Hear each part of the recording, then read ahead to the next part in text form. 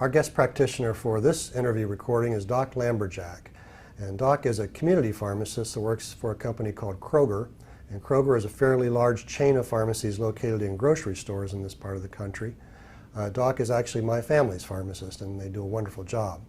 And I think it's fair to say that Doc works in what we might consider the more traditional community pharmacy setting. So those will be meeting people in this course that work in very different settings, and maybe you're not as familiar with. Maybe this is the setting that at least you think you're familiar with, and we'll learn maybe that you're not, maybe you don't know all the things that are going on behind that counter. So Doc, thanks for being here. Thank you for inviting me. And as we start off our discussion, can you just, I've talked about your pharmacy a little bit, but tell us a little bit more about the place where you work. Okay, so as Dr. Hale said, I work in a grocery store setting. We actually have our own little corner of the store, and instead of having people go to a corner pharmacy, they can come and just we're a pharmacy within a larger building. So they bring their prescriptions to us, drop them off, we can fill their prescriptions for them, we can do consultations with them, and there's some other activities that we do in the community setting that we will talk about later. So cool. And Doc, if you were to briefly tell us, like on a day-to-day basis or week-to-week, in terms of just what you do, can you just kind of fill us in on that? Sure. Well, as being a pharmacy manager, there are some things that I do a little bit differently that I'm in charge of, such as inventory and scheduling and ordering of certain medications. But traditionally in the community setting, we are the pharmacists where people bring their prescriptions to us, and we make sure we go through checks and balances to make sure it's for the right prescription for the right patient and the right dosage, and we check for drug interactions. There's lots of times throughout the day we have to do follow-up calls with the doctors to make sure that everything's right and that the patient is getting their medication properly. Very good. I appreciate that. Well, we're going to be learning through this course, Doc, about some kind of more contemporary things that are happening in pharmacy, things like medication therapy management that our students will be learning about, and also immunizations and things that maybe are a little different than the historic role of the community practitioner. So in your role in that community setting, are these practice models a reality for you? They are. I've been a pharmacist for 20 years, and I never imagined myself giving immunizations when I had gone through pharmacy school, but it is a day-to-day practice setting now. We first started out doing only flu immunizations, influenza, but now we give immunizations throughout the year for shingles vaccine, hepatitis, tetanus, diphtheria, and any day of the week someone can come in and request one of those vaccines from us. As you mentioned, the medication therapy management, or MTM, that has been going on since the start of pharmacy, and the way it's termed now, we are actually just getting paid for those services. So we are paid by insurance companies to sit down with their one of their enrollees, and we go over all their medications to make sure there's not duplicates in medications they're taking, make sure they're taking their medications correctly. Oftentimes we find errors or mistakes, or just maybe not errors, but some therapies that they should be on that they're not on based on whatever their medical condition is. So we are then paid by the insurance company to follow up with the patient's family physician and make recommendations, and for the most part physicians are very willing and eager to work with us to make sure their patients' health care is being taken care of. So these things are not just academic, and they're not just happening in the hospital setting or what have you. They're happening in real life. They are. In community practice as well. Yes.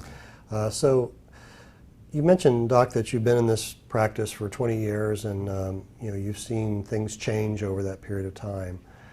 You talked about MTM becoming more formalized. Mm-hmm. Are there other things that you've seen happen in your career that kind of tells us that things are going in a little different direction in community practice? Well, I think one of the biggest changes I've seen in 20 years is the technology, of course. Things are so much more streamlined now. We actually have an off-site filling station where it fills prescriptions and delivers them to us 6 days a week. So this total automation of filling the prescriptions frees me up more as a pharmacist to do what I love, which is talking to the people and having that interaction with the patients to make sure they understand how to take their medication. So the technology boom has been very big. I previously mentioned vaccines that we give, so that has been a big change. And instead of people just thinking that the pharmacist is there just to count out pills and have the person go on their way, we are actually taking a more active role in their health care to make sure that they are staying healthy. You sure are.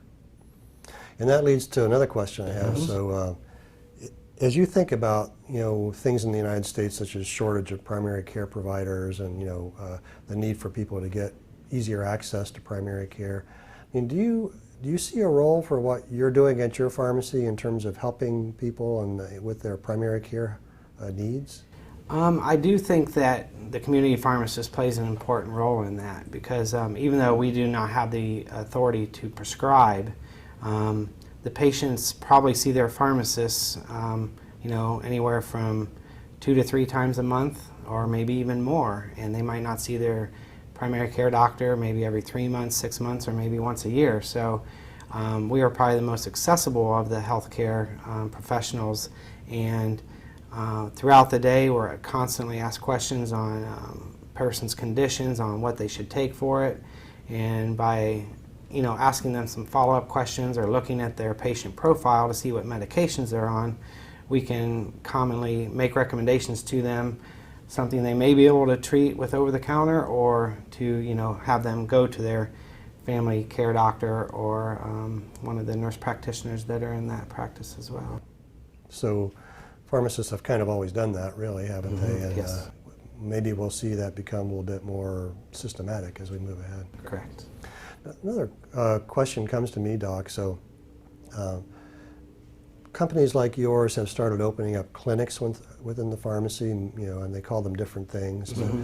So basically they're kind of like primary care clinics or acute care clinics, if you will.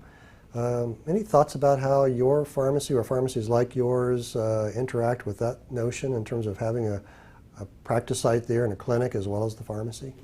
Now, are you referring to like the nurses' clinics or to have like a pharmacist's clinic? Well, actually, it could be either, but certainly I know that in our area and other areas in the country, we're having clinics where maybe it's a nurse practitioner primarily there, but certainly pharmacists have an involvement in that.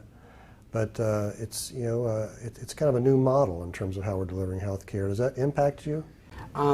In some of the other stores within my company that have the nurses' clinic in their store, the pharmacy is really just there.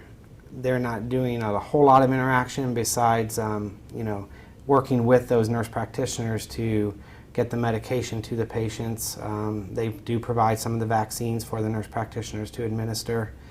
I do see, though, that down the road the pharmacist will be taking a more active role in that setting and working more closely, collaborating with the nurses in diagnosing possibly. Seems like a perfect model to do that. Yes, yes, it does. does. Make that work. And I had one last question for you, Doc. So, here you are in a pharmacy doing a really nice pharmacy practice, plop down in the middle of a grocery store.